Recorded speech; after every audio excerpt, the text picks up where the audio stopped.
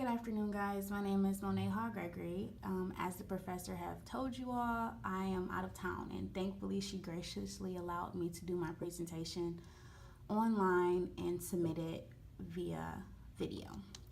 So I don't have to go into too many details about the company. We all did it. Logitech is a technology company, and my new product idea is a language translation headset.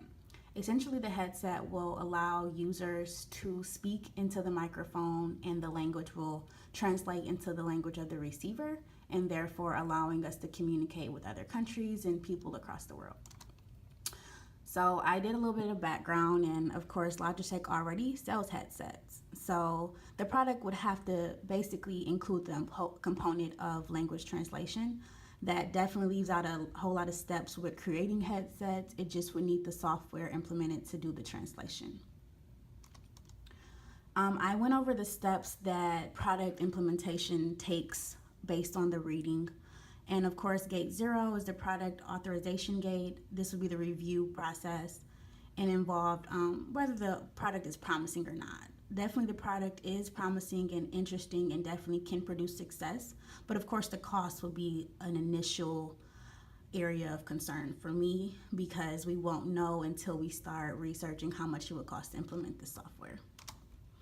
Step 2 is gate 1, and of course the team articulates the full product and then produces prototypes.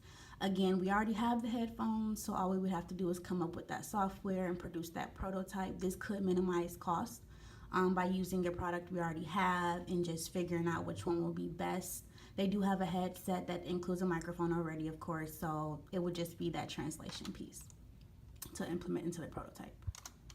Step 3 is the market analysis, as well as step 4, which is the final gate, and it's a review of the entire customer service experience. We'll put that product out there in these 2 steps and just see what the market says. I definitely think it would be something that would be a positive effect into the market.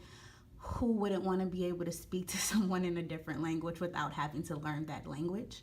But of course, the cost. We don't know how much it would be to cost to produce it, let alone how much we'll charge. So that would be a key driver behind the implementation and execution of this process, or product, I should say.